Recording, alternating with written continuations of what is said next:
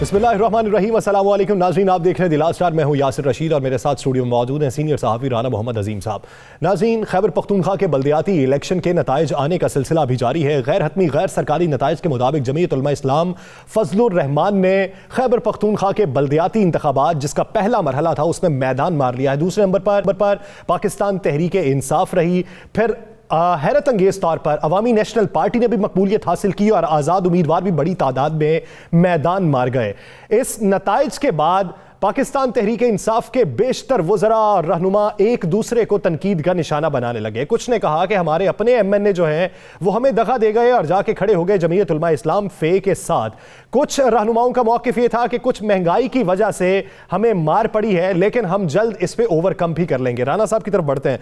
राना साहब, वो बातें कि जिन पे तकिया किया था वही पत्ते हवा देने लगे, ये तो तरकश अपने ही तीरों से निकले हैं, तीर अपने ही तरकश से निकले हैं जो जाके अपने ही लोगों को लग गए। PTI के साथ हुआ क्या? कहाँ गई वो 60% अक्सरियत?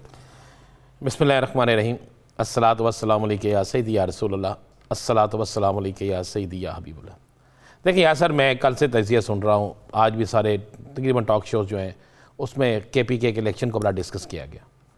और आज मुझे प्रेस कॉन्फ्रेंस में मौलाना फजलुर रहमान बड़े खुश नज़र आए और आज बनता था बिल्कुल। आज उनकी गुफ्तगू में वो जलाल नहीं था, गुफ्तगू में वो तनकीद नहीं थी, गुफ्तगू में वो गिला नहीं था, अब वो गुफ्तगू में वो तकलीफ नहीं था। हाँ, मैं वही कहने लगा। आप गौर करें, देखें, मैं बात बिल्कुल चेंज करता हूँ, मैं वो चीज़ करता हूँ। मुझे बताएं, मौलाना साहब खुश हो गए? मौलाना साहब ने इस इलेक्शन को फेयर करार दे दिया?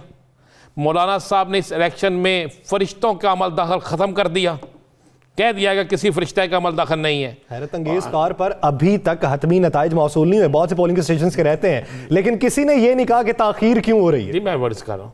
तो इसका मतलब है यार, जिसको जहाँ पे हिस्सा चाहिए था उसको हिस्सा मिल गया। मैं बहुत पहले कहता था कि बहुत से लोग अपना हिस्सा लेने के लिए कुछ कर रहे हैं, बहुत से लोग गेट नंबर 4 पे खड़े होकर किसका इंतज़ार करते हैं, बहुत से लोग अपना प्रेशर डालकर बहुत सी चीज़ें करते हैं। मैंने जिस तरह कहा था कि लाहौर में PTI ने अपना उम्मीदवार ना देकर अगेन किया, उसने दो सियासी जमातों को आपस में लड़ाकर खुद मजलूम बन के उन दोनों को एक दूसरे के खिलाफ खड़ा कर दिया। देखें, पेशावर के इलेक्शन में हो या KPK के पूरे के इलेक्शन, आप ज़रा गौर करें, जहाँ PTI को नुकसान PTI ने पहुँचाया उस पर भी बात करेंगे और उसके अंदर की खबर भी आपको देंगे।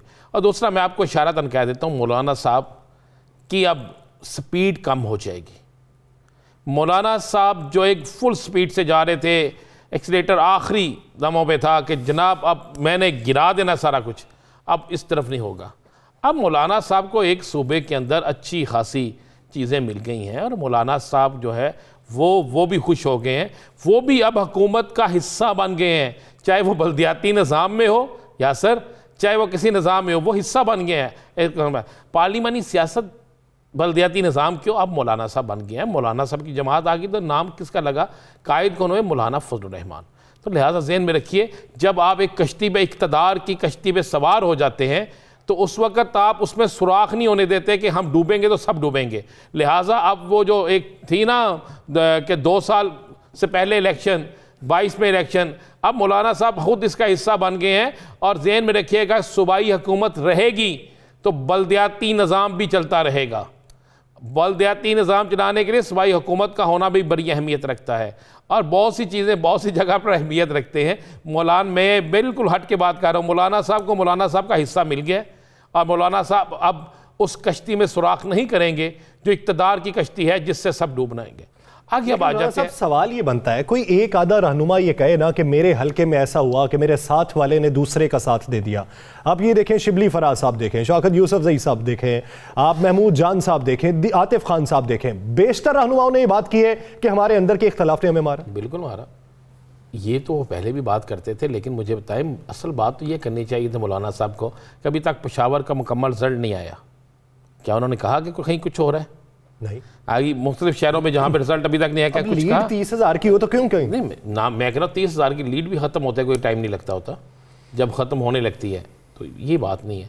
बात इतनी सी यार, बड़ी सिंपल सी है, सिंपल सी चीज़ है कि जिसको जब जहाँ पर ब्रेक लगनी थी उसको वहाँ पर ब्रेक लग गया। या सर, मेरा इशारा समझ लें, अगर आप खुल के बात करना चाहते हैं तो मैं उस पर के लिए भी तैयार हूँ।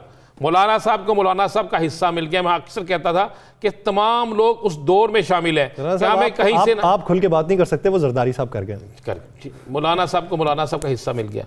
अब आ जाते हैं KPK के अंदरूनी इख्तलाफात। देखिए ये तो क्लियर सी बात है, जिस भी सूबे के अंदर आपको ओपन हुकूमत मिले, भरपूर हुकूमत मिले, तो फिर वहाँ पर हर शख्स जो है वो इख्तलाफात की ज़द में आता है, फिर वहाँ पे होता ही होता है। बल्दियाती इंतखाबात होते हैं ना, जब MNA कहता है मेरा इस हल्के से उम्मीदवार होगा जो मेरा लाडला है, MPA कहता है मेरा लाडला होगा, दूसरा वहाँ पे जो यूनियन जो उनकी तंजीम का सदर होता है वो कहता है जी मेरा होगा, तो फिर इसी मुखालफत में आके इसी तरह का होता है। लेकिन अब आपको पता है इन इंतखाबात के बाद जहाँ तहरीक इंसाफ को एक क्रेडिट गया कि जनाब बड़े शफाफ इंतखाबात है, वहाँ पर अब तहरीक इंसाफ की सियासत दाव पे लग गई है असर। और मैं आपको ये कह रहा हूँ कि आज इस पर सख्त नाराज़गी का इजहार किया है वज़ीर आज़म ने।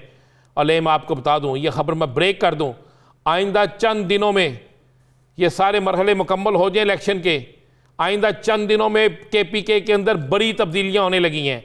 और वज़ीर आज़म ये भी फैसला कर चुके हैं कि जिसने अगर जानबूझकर किसी और की सपोर्ट की है, खासकर तहरीक इसकी जमीयत उलमा इस्लाम की, तो चाहे वो MNA चाहे MPA, अगर साबित हो गया, एक कमेटी बन रही है आज, बल्कि अब तक कमेटी बन गई होगी, अनाउंस भी हो जाएगी, और इस कमेटी जो है वो इंक्वायरी करेगी और उसके बाद कुछ लोग फारग होंगे। आपको पता है वज़ीर आज़म इस पर कंप्रोमाइज़ नहीं करते। सही। आपको याद है ना कुछ लोग जिन्होंने वोट बेचे थे उनके साथ क्या हुआ था, तो ये होने वाला है। कमेटी बन गई है, कमेटी बनेगी, अनाउंस होगी और उसके बाद एक्शन भी होगा, तो फिर देखिए नताइज क्या रहते हैं। नाज़रीन, दीगर इश्यूज पे बात शॉर्ट ब्रेक के बाद कहीं नहीं जाएगा, स्टे विद अस।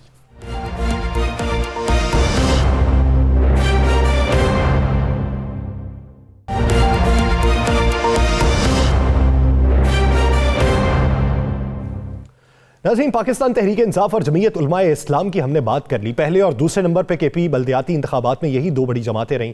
तो जो दीगर जमातें हैं उनका हवाल भी जान लेते हैं, उन पर भी एक नज़र डाल लेते हैं। राना साहब, अगर ANP की बात की जाए, ANP ने एक बड़ा मार्जिन दिखाया और ANP ने बताया है कि अभी भी हम KP में जिंदा जमात हैं। लेकिन पाकिस्तान मुस्लिम लीग नून को क्या बना? पाकिस्तान पीपल्स पार्टी जो ये दावे करती थी KP में हम पंजे गाड़ रहे हैं, उसको क्या हुआ? कहते हैं ना, अपने ही गिराते हैं नशेमन पे बिजलियाँ। देखें खुद पीपल्स पार्टी और नून लीग के साथ हुआ क्या। पीपल्स पार्टी को बारगी ANP, जिनके कहने पे मौलाना साहब, जिनके कहने पे आसफ अली जरदारी साहब स्टैंड लेते रहे, जिनके लिए इनके आपस में दोनों के घरों के दरवाजे खुलते थे, जिनके दरमियान मोहब्बतें बेइंतहा थी, और मुस्लिम लीग नून जिसने सब कुछ कुर्बान कर दिया मौलाना फजल रहमान साहब पे। जब मौलाना साहब के लिए हर चीज़ पे लब्बैक कहते थे मुस्लिम लीग नून के कायद, ऐसे होता था ना। और आपने ये जो आप मुहावरा इस्तेमाल कर रहे हैं, ये तो जमीयत उलमा इस्लाम फे वाले कहते हैं कि नून लीग ने हमें जो कहा हमने सर खम कर लिया। नहीं, देखें बिल्कुल वो कहते हैं, बल्कि वो तो बड़ा कुछ कहते हैं। लेकिन यहाँ पे क्या हुआ यासर, यहाँ पर अक्सर हलकों में नून लीग वर्सेस मौलाना फजल रहमान थे, मौलाना फजल रहमान थे। जहाँ मौलाना फजल रहमान के लोग नहीं थे, वहाँ मौलाना फजल रहमान की टीम ने नून लीग के मुखालिफ उम्मीदवार की सपोर्ट की, उसको सपोर्ट की, उसको तरजीहात दी। नून लीग जो है KPK में, देखें अमीर मकाम KPK में, पीर साबर शाह KPK में, कैप्टन सफदर KPK में, अब्बासी KPK में, आप KPK के अंदर देखें तो बहुत बड़ा हल्का था। और जिनका दावा था कि हज़ारा, हरीपुर, आप मर्दान, बन्नू, ये कहते थे हमारा है, सवात, ये सब हमारा है, हम लोगों ने वहाँ पे बड़े काम किए हैं, ये बड़े दावे करते थे। और इनके वहाँ पे जलसे भी होते थे, इनके बड़े बड़े जलसे होते थे। शाहिदा खान अब्बासी, खुद मरियम साहिबा जो है वहाँ पे जाती थी, बड़ा कुछ था। कहाँ गए वो लोग? बल्दियाती सियासत है ना, वहाँ पे बड़ा क्लियर है। आप वो जो मैंने कहा ना, अपने ही गिराते हैं नशेमन पे बिजलियाँ, तो इनको अपने ने गिराई हैं, किसी और ने नहीं गिराया। तहरीक इंसाफ इनको गिराती या ना गिराती, मौलाना साहब गिरा गए हैं। अब हो क्या रहा है, पीपल्स पार्टी को ANP हाथ कर गई है। आप अंदाज़ा लगाए ना कि वहाँ पर पीपल्स पार्टी एक दावा करती है, जब उसके परवेज़ हट्टा के भाई को अपने साथ शामिल करते हैं, तो बिलावल साहब क्या कहते हैं कि ये अब KPK हमारा है। और हकीकी तौर पर नज़र भी यही आ रहा था कि नंबर 2 पार्टी जो है वो पीपल्स पार्टी बनेगी। लेकिन ऐसे हैरान कुन रिजल्ट आए, और जहाँ पे मार्जिन से ये हारे या मार्जिन कम या ज़्यादा था, तो वहाँ पर आप देखें ANP कितने वोट ले गई है, वहाँ पर दीगर जमातें कितने वोट ले गई हैं। देखिए ये पीपल्स पार्टी के लिए के साथ मुस्लिम लीग नून ने सीटें भी नहीं हासिल की। मरियम नवाज साहिबा फिर भी खुशी के शादियाने बजा रही हैं, ट्वीट किया जा रहा है तब्दीली आ नहीं रही, जा रही है, जनाजा निकल रहा है, वो देखो तब्दीली जा रही है, दफन हो चुकी, माथे पे दाग सजाए जा रही है। तो हारने के बावजूद मरियम साहिबा थी छुट्टियों पे, ठीक है, लेकिन अचानक छुट्टियां ख़त्म की उन्होंने ट्वीट कर दिया, क्योंकि जब उन्हें उनके लिए तो ये मुसरत है पीटीआई हारे, उनको ये किसी जगह अफसोस नहीं होगा कि उनके अपने लोग हारे।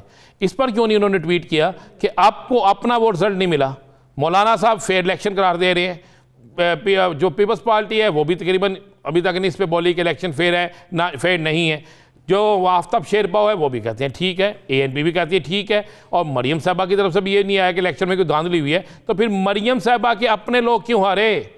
इनके अपने करीब तरीन लोग जो थे वो किस तरह इलेक्शन हार गए, सवात में इनके लोग किस तरह इलेक्शन हार गए, बन्नू में इनके लोग किस तरह इलेक्शन हार गए, हरीपुर में वो रिजल्ट क्यों नहीं मिला जो इनको मिलना चाहिए था, उसके बाद हज़ारा डिवीज़न में इनको वो क्यों नहीं मिला जो मिलना चाहिए, हज़ारा में मिलना चाहिए था, डिवीज़न तो नहीं कैसे हज़ारा में मिलना चाहिए था, क्यों नहीं मिला?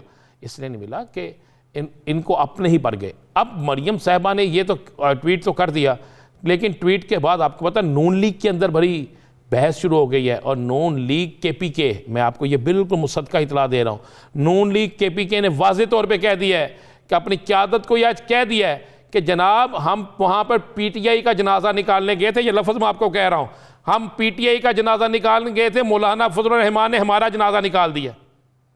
उन्होंने कहा जब हम PTI का जनाजा निकालने गए, मौलाना फजलुर रहमान ने हमारा जनाजा निकाल दिया, हमें ये तो बता दें आइंदा आने वाले इंतखाबात में मौलाना साहब हमारे साथ क्या करेंगे। इस बल्दियाती इंतखाबात में जब हमने सब कुछ उनको दिया है, सब कुछ उनके साथ चले हैं, तो हमारे साथ ये हो गया है, तो जब कौमी और सूबाई के इंतखाबात होंगे तो मौलाना साहब तो हमें लिफ्ट नहीं कराएंगे, फिर हमारा मुस्तकबिल क्या होगा? हम क्यों मौलाना साहब के साथ जा रहे हैं? हमें मौलाना साहब से खुल के बात करनी चाहिए और अपने रास्तों का तयन करना चाहिए। शहबाज शरीफ साहब इस पर राज़ी हैं, KPK के तमाम जो क़यादत है उनकी इस बातों इन चीज़ों पर राज़ी हैं, लेकिन मरियम साहिबा और मियां नवाज शरीफ साहब जो है वो हर सूरत में चाहते हैं किसी तरीके से, चाहे कोई भी गिराए, कोई भी तबाह करे, कोई भी कुछ करे, वो PTI की हुकूमत ख़त्म होनी चाहिए। अब मैं आपको यही बता दूं, आज तो उनके एक रहनुमा ने यह भी कहा कि मौलाना साहब ने हमको इस्तेमाल करके, वो तो कहते हैं मौलाना साहब तो कहते हैं उन्होंने हमें इस्तेमाल किया, नहीं, वो कहते हैं मौलाना साहब ने हमें इस्तेमाल करके अपना हिस्सा वसूल कर लिया और हमारे हिस्से की रोटी भी खा गए। किसी PDM में किसी न किसी को तो हिस्सा मिला, वो जिस तरीके से भी मिला हो। तो खैबर पख्तूनख्वा के अंदर जमीयत उलमा इस्लाम की पॉपुलैरिटी का ग्राफ किस वजह से बढ़ा है, इसी बारे में बात करेंगे। हमें ब्रेक के बाद ज्वाइन करेंगे मुर्तज़ा साहब और पाकिस्तान तहरीक इंसाफ के रहनुमा डॉक्टर उमेश कुमार साहब। नाज़रीन कहीं नहीं जाइएगा, स्टे विद अस।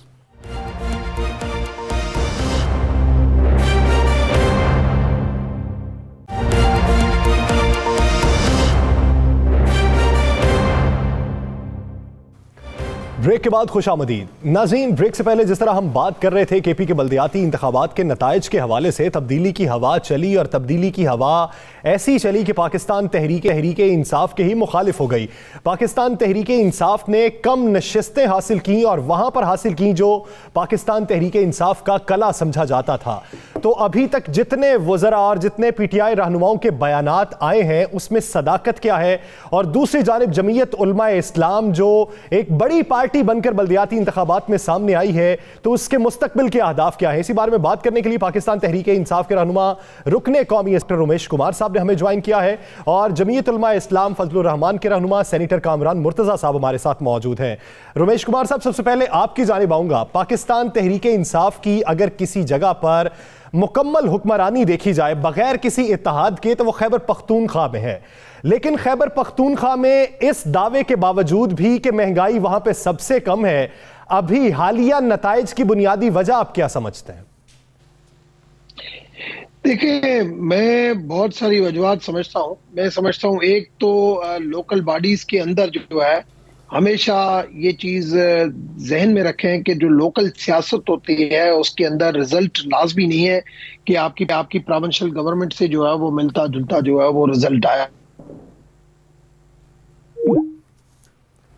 ठीक, डॉक्टर उमेश कुमार साहब से राबिता दोबारा से बहाल करने की कोशिश करते हैं, लिंक ड्रॉप हो चुका है उनका। कामरान मुर्तज़ा साहब, पाकिस्तान तहरीक इंसाफ ये समझती थी कि जमीयत उलमा इस्लाम जो है उसका सफाया हो चुका है, आइंदा इलेक्शन में उन्हें कोई सीट नहीं मिलेगी, ताने भी आपको बहुत दिए जाते रहे।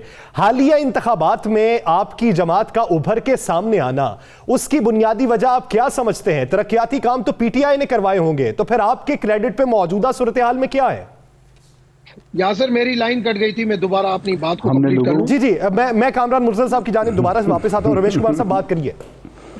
अच्छा, देखिए, बात यह है कि तो लोकल बॉडीज के अंदर रिजल्ट जो है वो चेंज आ जाना बड़ी बात नहीं है। वहां पे अंदर जिसकी रूट्स होती है, पीटीआई को जो वोट मिलता है वो खान साहब के नाम के ऊपर वोट मिलता है। महंगाई अपने दौर पे है।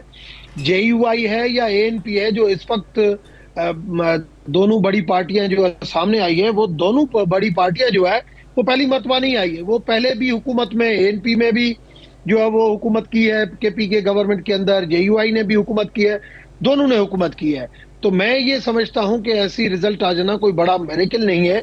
हाँ, मौलाना फजल रहमान ने इस वक्त जो पार्टी को टाइम दिया है, जो लोगों को चार्ज किया है, जो मुख्तलिफ जलसों के अंदर जो गए हैं, थोड़ी सी अपनी सियासी एक्टिविटी जो भी असेंबली के अंदर पहले जो ज्यादा रहता है, वो अपनी जो ग्रास रूट लेवल के ऊपर एक्टिविटी कम रखता है। तो मौलाना साहब ने अभी जो है ना असेंबली के अंदर नहीं था, तो इस वजह से उसने ग्रास रूट लेवल के अंदर अपनी एक्टिविटी को जो बढ़ाया है, उसका भी एक इम्पैक्ट आया है। डॉक्टर रमेश साहब, डॉक्टर रमेश कुमार साहब, मुझे एक बात बताएं। आपने कहा है कि कौमी इलेक्शन हो तो इमरान खान के नाम पे वोट मिलता है। ये जो बल्दियाती इलेक्शन थे, ये भी जमाती इंतखाबात थे, इसमें भी तहरीक इंसाफ के उम्मीदवार थे, इसमें भी इमरान खान की जमात के उम्मीदवार थे। तो इस पर क्यों नहीं मिले? यही वोटर कौमी असम्बली में के उम्मीदवार को वोट देते हैं, यही सूबाई असम्बली को देते हैं। राना अजीम, बात ये है कि बिल्कुल आप सही कह रहे हैं, मगर लोकल पॉलिटिक्स जो है ना घरों तक जाती है। लोकल पॉलिटिक्स के अंदर एक एक वार्ड तक लोग जाते हैं, उसको अप्रोच करते हैं, तो उसमें थोड़ा सा जो है ना वो क्राइटेरिया चेंज होता है। तो मैंने तो लोकल बॉडीज काफी देखी हैं जिसके अंदर एमपीएज एमएनएज जो है वो भली हो, मगर जो लोकल रिश्तेदारियां होती हैं वो ज्यादा अहमियत रखती हैं, जिसकी वजह से वो रिजल्ट चेंज आते हैं। डॉक्टर साहब बात यहाँ पे सेनेट इलेक्शन की तो हो नहीं रही। घर घर तक वोट जो है वो तो जनरल इलेक्शन में भी घर घर तक ही वोट जाते हैं। तो जनरल इलेक्शन के लिए एमएनए और एमपीए मुंतखब होते हैं। मैं आपकी तरफ वापस आता हूँ, कामरान मुर्तजा साहब से राय ले लेते हैं। कामरान मुर्तजा साहब, मेरा सवाल वही है, क्रेडिट पे जेयूआई के क्या था कि जेयूआई इस तरह उभर के सामने आई है बल्दियाती इंतखाबात में? देखिए, जेयूआई का क्रेडिट ये है कि उसने लोगों को सोच दी है और उस चोरी के खिलाफ सोच दी है, उस डकैती के खिलाफ सोच दी है जो उनके साथ होती है, जो उनके साथ हाथ होता है। और बज़ाहिर जो है ना वो मौलाना को उन्होंने पिछली दफ़ा हरा के या हराया हुआ शो करके और एक तरह से अपने तौर पे जो है ना ये चैप्टर क्लोज कर दिया था। मगर वो चैप्टर जो है ना वो कितनी ताकत से वापस आया ये आपने इस इलेक्शन में देख लिया। केपीके में अब तक जो इलेक्शन, जो इस वक्त तक इलेक्शन का रिजल्ट आया, उसमें सबसे ज़्यादा वोट जो है जेयूआई को पड़ा है। सीटें भी सबसे ज़्यादा उसने जीती हैं। हालांकि इनके पास जो है ना वो टिकट जो है लेके फिर रहे थे पीटीआई वाले लोगों के पीछे पीछे, टिकट लेने वाला कोई नहीं था। और यही हाल इनका जो है वो अगले इलेक्शन में, जनरल इलेक्शन में भी होने वाला है। इनका टिकट लेने वाला कोई नहीं मिलेगा। वजह उसकी क्या है? Bad governance. सब छोड़ दीजिए, वो नजरियाती बात छोड़ दीजिए कि इलेक्शन चोरी हुआ था, डकैती हुई थी, क्या हुआ था उसमें। मगर जो उसके बाद जो इनको मौका मिला, बल्कि इससे पहले भी मौका मिला था, ये रिपीट की थी इन्होंने गवर्नमेंट केपीके में। तो उसमें जो है वो इनको जो है ना वो गवर्नेंस अगर इनकी ठीक होती, अगर इनका सिस्टम ठीक होता, इनकी कमिटमेंट्स ठीक होती, ये सच बोलते, ये हर बात पे यू टर्न ना लेते, तो शायद इनका ये हाल ना होता। तो ये हाल जो है ना इनका होना था, और ये हाल इससे भी बदतर जो है वो अगले इलेक्शन में आप देखिएगा वो इससे भी बदतर होगा। साहब, मौलाना साहब को वोट पड़ के उनकी तहरीक चली। मौलाना साहब के सबसे बड़ी तहादी मुस्लिम लीग नून, बड़ा दावा था उनका केपीके में, वो बड़ी बुरी पोजीशन में आई, इसकी क्या वजह है? देखिए, एक चीज़ जो है ना वो पाकिस्तान का जो वोटर है वो बाशऊर है। मुझे एक गिला है बाज़ पार्टियों से, बाज़ दोस्तों से, और इस गिले का इजहार जो है मैं मरमला कर देता हूँ। पाकिस्तान का वोटर जो है वो आपके नैरेटिव पे जो है नज़र रखे हुए है, वो ये देखता है। आप ये कह सकते हैं कि जो है ना वो अपोजिशन ने जिसको जो है ना लीड कर रहा है मौलाना, कोई वो उस तरह के रिजल्ट जिस तरह से कह रहे थे कि उस तरह के रिजल्ट नहीं दिए, यानी गवर्नमेंट को टॉपल करने का, उसकी मिसाल मैं ये देता हूँ। मगर उसके बावजूद वो देखिए नतायज जो है वो हमारे हाथ में नहीं होते। हमारा नैरेटिव जो है ना वो मुस्तकिल तौर पे वो एक रहा है। हमने जो डे वन से जिस स्ट्रेटजी को लेके चले हैं वो आज तक हम वहीं पे खड़े हैं। बाकी हमारे दोस्त जो है ना वो थोड़ा सा जो है ना वो कभी एक तरफ, कभी दूसरी तरफ, कभी एक सोच के साथ, कभी दूसरी सोच के साथ, तो वो जो वोटर है वो इस बात को शायद फील करता है कि हमारे साथ क्या हो रहा है। आपने सबसे बड़े हाथियों के हवाले से ये कह दिया है कि उनकी सोच चेंज होती रहती है और वोटर उसे पसंद नहीं करता? वोटर मैं खुद इस बात को फील करता हूँ, आपका नैरेटिव जो है वो एक जगह पे रहना चाहिए, आपका बयानिया जो है वो बार बार तब्दील नहीं होना चाहिए, और ये यकीनन इस बात को वोटर ने भी फील किया होगा। यानी JUI के इत्तेहादियों की सोच तब्दील होती है, तो दूसरी तरफ पाकिस्तान तहरीक इंसाफ का हाल देखिए कि अपने ही लोग एक दूसरे के खिलाफ मुख्तलिफ सोच रखते हैं, जिसका नतीजा ये देखने को मिला। रमेश कुमार साहब, अगर आपकी बात को एक वक्त के लिए मैं ये भी मान लूं कि जो कौमी असम्बली में बैठे हैं उन्हें ग्रास रूट लेवल पे पॉलिटिक्स करने का वक्त नहीं मिला, जिसकी वजह से ये नताइज देखने में आए, तो फिर उन आज़ाद उम्मीदवारों के बारे में आप क्या राय रखते हैं जिनका ताल्लुक किसी भी पार्टी से नहीं था और वो आपके बराबर की सीटें ले गए? देखिए, वो तो सारी पॉलिटिकल पार्टीज को सोचना चाहिए कि हमारी कौन सी चीजें हैं, हमारा कौन सा बयानिया है कि इंडिपेंडेंट लोग जो है वो हमसे ज्यादा वोट लेके गए हैं, वो कैसे मुमकिन हुआ है, वो सबको सोचना चाहिए। इंडिपेंडेंट, बिल्कुल आप सही कह रहे हैं कि इंडिपेंडेंट लोग जिसने किसी पॉलिटिकल पार्टी का सहारा नहीं लिया वो जीत गए हैं। अब वो किस पॉलिटिकल पार्टी में अपना मैनिफेस्टो लेके जाते हैं उनकी मर्जी है, मगर वोट जरूर उसने लिया है, अपने इंडिपेंडेंट मैनिफेस्टो के तहत लिया है। फिर उसको किस पॉलिटिकल पार्टी ने सपोर्ट की है, कि जो JUI के सामने होगा वो उसको PTI ने सपोर्ट की होगी, जो PTI के सामने होगा उसको JUI और ANP ने सपोर्ट की होगी। इसी तरीके से सपोर्ट जो लेके वो जरूर जीते हैं। उन पॉलिटिकल पार्टीज को भी सोचना चाहिए। मगर एक चीज अच्छी हुई है कि कम से कम इस वक्त धांधली का इल्जाम नहीं लगा है, और इतना जो इलेक्शन कमीशन के ऊपर जो एतमाद किया गया है, ये भी अच्छी चीज है कि KP के। वैसे जब भी लोकल बॉडीज की इलेक्शन होती है तो प्रोविंशियल गवर्नमेंट जो है उसके ऊपर इन्फ्लुएंस डालती है, चीजें करती है, जैसे हमेशा हमने सिंध के अंदर देखा है। मगर इस वक्त हमने देखा कि ये चीजें सामने नहीं आई है, तो ये जो है वो मैं समझता हूं कि अच्छी बात है। रमेश साहब, वज़ीर-ए-आज़म साहब पेशावर गए, तरक्याती स्कीमों का ऐलान किया, बड़ा शोर मचा, इलेक्शन कमीशन को दरखास्त भी दी गई, वज़ीर-ए-आज़म साहब मुख्तलिफ लोगों से मिले, वज़ीर-ए-आज़म साहब ने अपने अरकान असम्बली को हदायत जारी की, वज़रा को हदायत जारी की, तगड़े तगड़े लोग रहे। मौलाना साहब का हल्का डेरा इस्माइल खान, जहाँ पे बड़ा शोर मचता था कि हम दोबारा इलेक्शन की ऑफ़र करते हैं कि मौलाना साहब दोबारा इलेक्शन लड़ लें, गंडापुर साहब कहते थे ना। अब वहाँ से PTI की शिकस्त, PTI की लकी मुरव्वत से मुकम्मल तौर पर शिकस्त, दीगर जगहों से शिकस्त, वहाँ उसके बाद क्या रहेगी सूरत?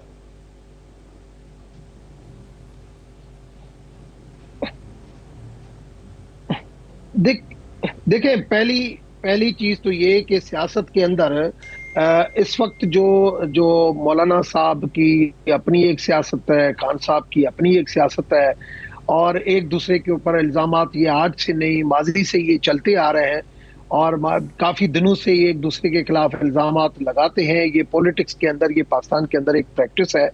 तो मैं तो अच्छे की उम्मीद करता हूं कि कम से कम सियासत के अंदर हम इतना आगे नहीं लेके चले जाएं, सियासत को के लोग जो है वो सियासत से, इस डेमोक्रेसी के सिस्टम से जो है ना वो नफरत करना शुरू करें। मैं तो ये समझता हूं कि सियासत के अंदर कोई एक खानदानी लड़ाई नहीं है, हर पार्टी का अपना मैनिफेस्टो है, हर बंदे की अपनी बात है, और ये इंटरनल पॉलिटिक्स के अंदर ये चीजें आपस में लड़ते भी हैं, आपस में जो है इख्तलाफात भी होते हैं। और अब थोड़ी देर पहले मैं देख रहा था कि हमारे PTI के लोग नूर आलम के बारे में कह रहे थे कि नूर आलम ने ये किया वो किया। मैंने आपको पहले भी कहा कि लोकल बॉडीज की इलेक्शन में ये चीजें सामने आती हैं। लोकल बॉडीज की इलेक्शन के अंदर ये इशू सामने आता है कि भाई इस MPA ने इसकी सपोर्ट नहीं की, MNA ने इसकी सपोर्ट नहीं की, जिसकी वजह से ये चीजें होती है।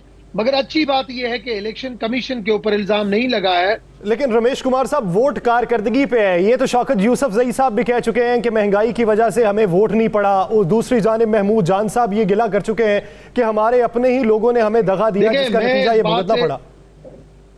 मैं इस बात से एग्री हूं कि लोगों के ऊपर जो हारता है गिले शिकवे भी करते हैं। नूर आलम ने जो थोड़ी बहुत बात की है कि महंगाई की जो बात की है, इस वक्त मुल्क जिन हालातों में मिला और वो कुछ मुश्किल जो डिसीजन थे, ये पहली वाहिद गवर्नमेंट थी जिसने पाकिस्तान को पहले रखा, अपनी पॉपुलरिटी को पीछे रखा। नहीं तो जो गवर्नमेंट आती है वो कहती है पब्लिक पॉपुलर फैसले करो, मुल्क का जो भी हो देखा जाएगा। मगर खान साहब ने कहा कि मुझे हुकूमत सिर्फ इसलिए नहीं चाहिए कि मैं 3 साल 4 साल अपने जो है वो पॉपुलैरिटी को बढ़ाऊं। उसने ये कहा कि मुल्क के लिए वो फैसले करूं जो मुल्क के लिए अच्छे हो, कम से कम पाकिस्तान की इकोनॉमी जितना सैप रखती है वो फैसले करूं। अब उसके अंदर सारे लोग जो पहले अरबों रुपए लेते थे डेवलपमेंट के, अब वो चीजें नहीं है, जिसकी वजह से गवर्नमेंट के ऊपर ये जरूर इम्पैक्ट आता है, अवाम जरूर रुसवाई होती है, हुकूमत के ऊपर बोझ है जिसकी वजह से अवाम को सफर करना पड़ता है और नताइज कुछ ऐसे भी देखना पड़ते हैं। मुस्तकबिल की हिकमत अमली पे क्या बात होगी और अपोजिशन आपके इस स्टांस पे क्या राय रखती है? ब्रेक पे जाना है, ब्रेक के बाद वापस आएंगे, कातजा साहब से इसी मौक़िफ़ से बात का आगाज करेंगे। नाज़रीन कहीं नहीं जाएगा, स्टे विद अस।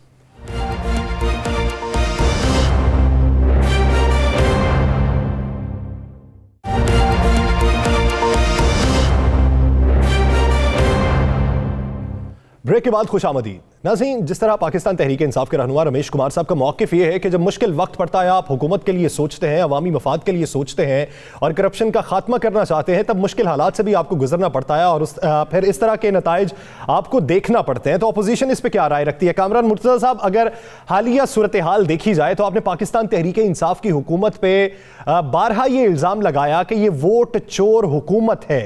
तो मौजूदा सूरत हाल के अंदर जिस सूबे के अंदर पाकिस्तान तहरीक इंसाफ हुक्मरान जमात है, वहां पर इलेक्शन होते हैं और आपकी जमात उभर के सामने आती है, ज्यादा अक्सरियत हासिल करती है, तो क्या शफाफ इंतखाबात का क्रेडिट पीटीआई हुकूमत को नहीं देंगे? नहीं, ये तो इलेक्शन कमीशन का काम था। इन बेचारों ने क्या किया? इन बेचारों को वजीर आजम जाके बैठा रहा। वजीर आजम को तो जाना नहीं चाहिए था। वजीर आजम तो सबका वजीर आजम होता है ना। अगर वो वजीर आजम हो तो वजीर आजम साहब तो जाके वहाँ अपनी पूरी कोशिश कर रहा है। इनकी तो पूरी की पूरी जो है ना, जितनी टीम थी, कैबिनेट थी, ये सारी की सारी वहाँ बैठी हुई थी, पैसे लेके फिर रहे थे इनके। तो जब ये हरकतें हों और उसमें आपके पास क्लिप भी आए होंगे वो पैसों वाले हिसाब में, तो जब ये सारी हरकतें ये हो, आपकी हरकतें ये हैं कि शौकत तरीन साहब जो है ना सिंध से, सूबा सिंध से ताल्लुक़ रखते हैं। पहले आप उसको पंजाब लाना चाह रहे थे इलेक्शन लड़ाने के लिए सिंध से आदमी को, और उसके बाद KPK से ला के उसको इलेक्ट करवाया, वोट तब्दील करवा के। ये क्या है? ये कोई नजरियाती सियासत है? सियासत इस तरह से होती है? लोग अपना सूबा छोड़ते हैं क्या? ये तो एक तरह से गाली हुआ करती है कि एक सूबे से नहीं, मेरे पास इस सूबे में वोट नहीं है, अच्छा दूसरे सूबे में जाके अपने को रजिस्टर करवा लेते हैं इलेक्शन के मौके कामरान साहब, ANP भी अच्छे नंबर ले गई, ANP के भी अच्छे नंबर आ गए, क्या मुस्तकबिल में ANP और आप मिलकर सियासत करेंगे? हमने और उन्होंने पहले भी मिलकर सियासत की है, अब भी हो सकता है। सियासत में दरवाजे खुले होते हैं, सियासत जोड़ का नाम है, कोई तोड़ का नाम तो है नहीं है। और हम पहले भी नजदीक रहे हैं, मुफ्ती साहब के जमाने में भी जो है ना वो उसमें हमने मिलकर वो जो मकसद एक बड़ा था PDM का मकसद, जिसमें आपने कहा था सबसे बड़ा मकसद ही हमारा ये है PDM, उसमें आप इकट्ठे नहीं हो रहे, बाकी सियासत आप अपनी इकट्ठी करने उस पर तो आप इकट्ठे नहीं है। देखिए बहुत सारी पार्टियां हैं, बहुत सी पार्टियों के अपने अपने जो है ना वो नजरियात है, और बाज़ औक़ात जो है ना वो इकट्ठे नहीं चल पाते, बाज़ औक़ात इकट्ठे चल पाते हैं। मगर देखिए हम PDM में इकट्ठे हैं, इसके बावजूद हम सब ने इलेक्शन नून को ले लीजिए और दूसरी जमातों को ले लीजिए, तो हम बावजूद इसके कि PDM में इकट्ठे हैं, मगर इलेक्शन हमने अपने अपने लड़े हैं। तो इलेक्शन को ये इंतखाबी इत्तेहाद तो है नहीं है, मगर उसके बाद जो है ना वो मुल्क के इंटरेस्ट में, पब्लिक के इंटरेस्ट में इकट्ठे हुआ जा सकता है, इसमें कोई बुरी बात नहीं हुआ करती है। सही, पब्लिक इंटरेस्ट में इकट्ठे हुआ जा सकता है, उसमें कोई बुरी बात नहीं है। डॉक्टर रमेश कुमार साहब, क्या समझते हैं PTI का मुस्तकबिल? खैबर पख्तूनख्वा में देखें तो वहाँ पे आपसी इख्तलाफ है जिसका नतीजा आपने भुगत लिया है। पंजाब के अंदर की भी सूरत हाल आप देखें तो आप डरते हैं, ये माने आपके बल्दियाती इंतखाबात पंजाब में कराने पर भी सोच विचार जारी है कि कहीं अंदर से बगावत ना हो जाए। सिंध की सूरत हाल देखें तो अरबाब गुलाम रहीम साहब और गवर्नर सिंध के दरमियान चपकलिश जारी है। तो मजमूई तौर पर जब पाकिस्तान तहरीक इंसाफ अपने अंदर के ही लोगों से डर रही है तो फिर आवाम में कैसे जाएगी? देखिए, आप इस इलेक्शन को देखते हुए और इंटरनल इख्तलाफात को आप जो बात कर रहे हैं गुलाम रहीम के या गवर्नर के, मुझे तो ऐसे कोई इख्तलाफात, अरबाब गुलाम रहीम को मैंने ही ज्वाइन कराया है, मुझे तो ऐसे गवर्नर्स के बीच में तो नहीं है। अली मादिल शेख के एटीट्यूड से ज़रूर गुलाम रहीम को, क्या उसके एटीट्यूड से थोड़े बहुत लोगों को ज़रूर इख्तलाफ होता है, मगर गवर्नर साहब के एटीट्यूड से नहीं है। गवर्नर साहब और अरबाब के इख्तलाफात कोई नहीं है। पंजाब के अंदर देखें, पंजाब के अंदर नून लीग ने कोई 3-4 मरतबा हुकूमतें की हैं, लाजमी है वो जड़ों में बैठी हुई है, और इस वक्त भी पंजाब के अंदर PTI की इतनी मेजॉरिटी नहीं है, थिन मेजॉरिटी है, जिसकी वजह से वो इसका इम्पैक्ट जरूर पड़ता है। रही बात KPK के अंदर, आज भी शौकत तरीन की इलेक्शन आपने देखी है, तो 87 लोग जो है अगर वोट आए हैं तो उनके 13 वोट थे तो उनके 13 ही निकले हैं। अगर उनके ज्यादा वोट होते, अगर हमारी पार्टी में इख्तिलाफ होता तो शौकत तरीन को वोट भी नहीं पड़ते। ऐसी चीजें नहीं है। लोकल बॉडीज की रिजल्ट मुख्तलिफ होती है और मुख्तलिफ एक्सपेक्टेशन थी। मैंने अभी भी आपको बताया कि आप सिंध में जो बात करते हैं। डॉक्टर रमेश कुमार साहब, मुझे ये बता दें, मुस्लिम लीग नून ने 3 दहाइयाँ 3 इलेक्शन लड़े, पंजाब में हुकूमत की, पीपल्स पार्टी ने सिंध में हुकूमत की। आपका तो अभी सेकंड टेन्योर है ना KPK में, आपका भी तो 2 टेन्योर तकरीबन मुकम्मल होने वाले हैं। तो इन 2 टेन्योर्स में आपने कमाया क्या, यानी आपने सियासी क्या कमाया, सियासी क्या फ़ायदा उठाया कि आपको इस बल्दियाती इलेक्शन के बाद आपकी सारी मेहनत ज़ीरो नज़र आती है? देखिए, मैं राना अजीम, मैं जो अपना पूरा एक्सपीरियंस आपको बताऊं कि अगर आज पीपल्स पार्टी इसी KPK की तर्ज के ऊपर सिंध में इलेक्शन कराए ना, तो वो ये से रिजल्ट मुख्तलिफ नहीं आएंगी। क्योंकि प्रोविंशियल गवर्नमेंट जो है जब भी रहती है तो प्रोविंशियल गवर्नमेंट से इतनी लोगों की एक्सपेक्टेशन होती है, ये चाहिए वो चाहिए। तो लोकल तरीके से लोकल चपकलिशन जो होती है, जब कोई MPA खुद खड़ा हो जाता है तो उसकी अपनी एक पोजीशन होती है जिसकी वजह से एक बंदे में कंपटीशन होती है। यहाँ पे ग्रास रूट लेवल के ऊपर इतने बंदे होते हैं जिसकी वजह से ये इशू जरूर आता है इन गाँव में, इन मेयर्स में, इन टेल के में। तो मैं ये एक्सपेक्ट कर रहा था कि ये चीजें आएंगी और ये लोकल बॉडी से हमेशा, और आप ये एक्सपेक्ट करें अगर ये सिस्टम रहा तो। बाकी अगर आप काउंसलर इलेक्ट करके और उनको फिर दबा के प्रेशर से आप उनको दोबारा ज्वाइन कराएं, वो हो सकता है। तो मैं नहीं समझता। हाँ, हुकूमत से एक्सपेक्टेशन हमेशा ज्यादा होती है अच्छी। दूसरा ये कि महंगाई है, महंगाई का भी एक असर जरूर पड़ा है और लोगों की उम्मीदें ज्यादा थी। कोविड की वजह से जो इश्यूज आए हैं मुल्क के साथ, ये तो बनता है ना रमेश कुमार साहब, विफाकी हुकूमत आपकी, सूबाई हुकूमत आपकी, पेशावर कला आपका, उसके बावजूद भी जमीयत उलमा इस्लाम मार्का मार जाए तो फिर क्रेडिट तो उनको जाता है ना। तो फिर ग्राउंड पे पॉलिटिक्स है वो बेहतर तौर पे वही कर रहे हैं ना, फिर आप तो नहीं ना कर रहे हैं। जहां पे आपको जीतना चाहिए था वहां से आपका मार्जिन कम हो जाए, ये तो बहुत बड़ा सवालिया निशान है। मैं आपकी जानिब आता हूं वापस, स्टांस को यहीं से कंटिन्यू करेंगे। कामरान साहब, अगर मौजूदा सूरत हाल देखी जाए, आप बतौर सियासी रहनुमा क्या समझते हैं, जिस तरह पॉपुलैरिटी को गेन किया है जमीयत उलमा इस्लाम ने बल्दियाती इलेक्शन में, क्या इसके बाद भी PDM के लेवल पे आपको कौमी असम्बली या पंजाब असम्बली या कहीं पर भी तहरीक अदम एतमाद या असम्बली डिसॉल्व करने की बात करनी चाहिए? देखिए, तारीख अदम एतमाद भी हो सकती है, असम्बली डिसॉल्व करने की बात भी हो सकती है। आप इस बात को जहन में रखिए कि अगला साल जो है इलेक्शन का ही साल होगा। अगला साल जो है वो चंद दिन आगे है और ये इसके बाद ये सस्टेन नहीं कर पाएंगे, ये इसको जो है ना ये फेस नहीं कर पाएंगे सारे प्रॉब्लम्स को। महंगाई तो अब तक जो हो गई, इसके बाद जो महंगाई आने वाली है, जो इसके बाद जो है इनका मिनी बजट आ जाएगा ये चंद दिनों के अंदर, फिर देखिए कि फिर क्या तमाशा लगता है। और फिर उसके बाद जब हम महंगाई मार्च लेके निकलेंगे, ये 23 मार्च को हम इस्लामाबाद आएंगे, तो उस वक्त तक ये ना गवर्नमेंट की टांगें लड़खड़ा रही होंगी। कामरान साहब, आज मुस्लिम लीग नून के एक रहनुमा ने बाकायदा एहतजाज भी किया और बाकायदा नाराज़गी का इजहार भी किया कि हम मौलाना साहब के साथ हर जगह चलते हैं, लेकिन KPK के इलेक्शन में हमारे साथ ऐसा नहीं किया गया। देखिए, हम तो हर जगह पे चले हैं और अब इसका जो ना हमारे अंदर पार्टी के अंदर इस बात पे बड़े गिले शिकवे मौजूद है कि हमारी वजह से बहुत से जो है दूसरी पार्टियों को भी कोई बेनिफिट्स मिले हैं। वर्कर तो सिर्फ हमारा निकला, वर्कर ने तो सिर्फ आज तक मार खाई है, हमारे वर्कर ने मार खाई है, और तो किसी के वर्कर ने मार नहीं खाई है। आप देख लीजिए, जितनी आज़ादी मार्चेस थे, जितनी भी जो है जद्दोजहद हुई है, जितने भी जो है ना वो हमने जलसे वो कर सके, उसमें ज्यादा वर्कर जो है वो तो फिर कामरान साहब, जब जीत भी चुके हैं, तो दूसरों के गिलों पे बातें भी सुन चुके हैं अपने लोगों की, और फिर अब खुशी का मौका है तो रीयूनियन का फैसला कर रहे हैं। हमारी तरफ से देखिए, सियासत जो है ना, सियासत में हमेशा हम तोड़ने के कायल ही नहीं है, सियासत में हम जोड़ने के कायल हैं, और वो भी प्रिंसिपल्स की बुनियाद पे। प्रिंसिपल्स की बुनियाद पे देखिए, नून की गवर्नमेंट को हटाया गया था, गलत तौर पे हटाया गया था, जो कुछ उसके साथ हुआ उनके साथ गलत हुआ था, हमने उस पर स्टैंड लिया। जिनकी मुदाखलत थी वो गलत तौर पे मुदाखलत थी, हमने उस पर स्टैंड लिया।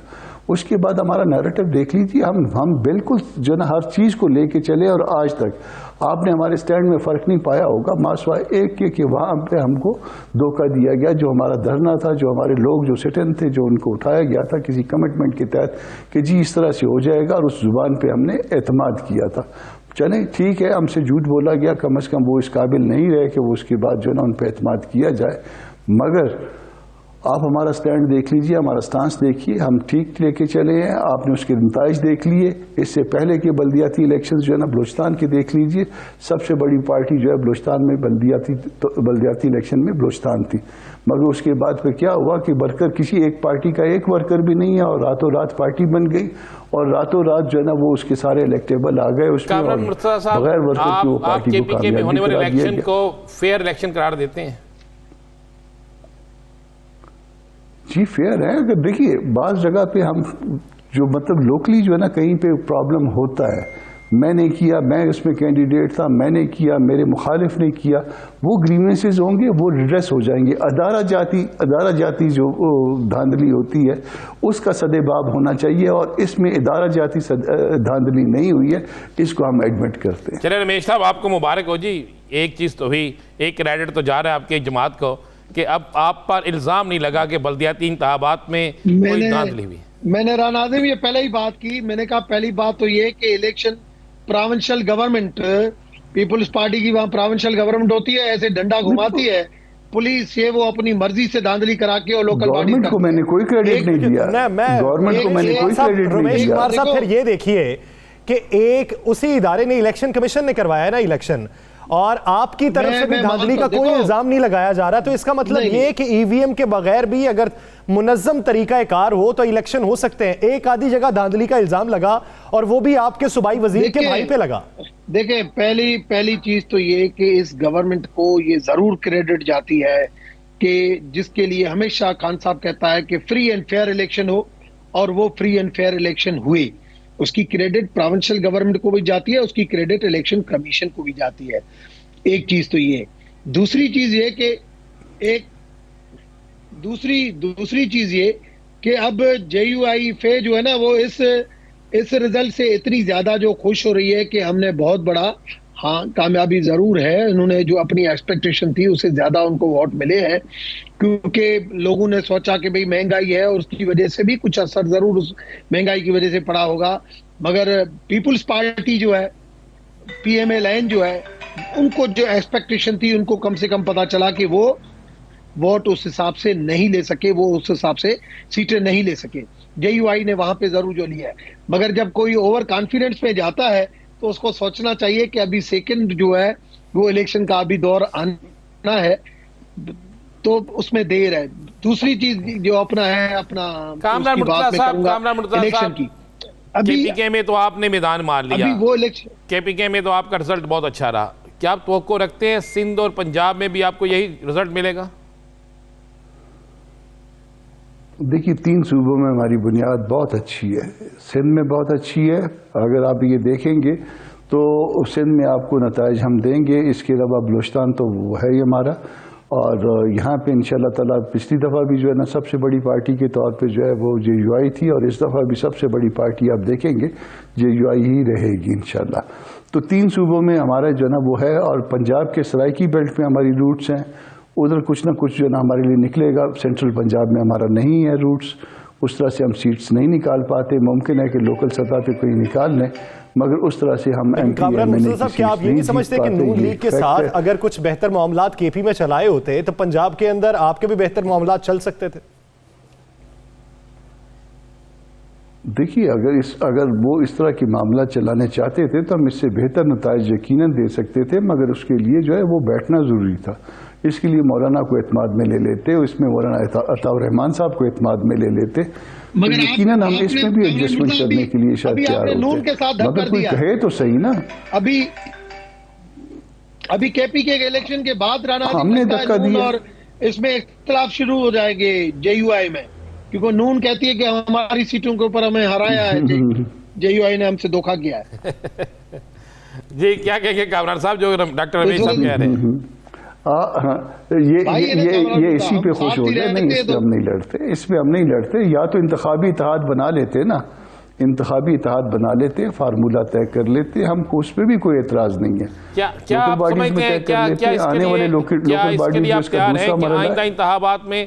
आइंदा इंतखाबात में आप जो है मुस्लिम लीग नून के साथ इत्तेहाद बनाएंगे? 2023 में नहीं है, 2024 में। जी हम इनके साथ एडजस्टमेंट करने के लिए तैयार हैं। हमारी किसी हद तक ज़हनी अमांगी होती है उनके साथ, तो हम उनके साथ एडजस्टमेंट करने के लिए तैयार हैं। हम अगर 5 साल पूरे करने हैं तो उसके लिए तो इलेक्शन 2023 में करवाने हैं। आप 2023 में भी करवाने नहीं, 2024 में इलेक्शन होंगे। ये राना आजिम हमेशा रिकॉर्डिंग करके राना आजिम ये रखना 2024 में इलेक्शन होंगे।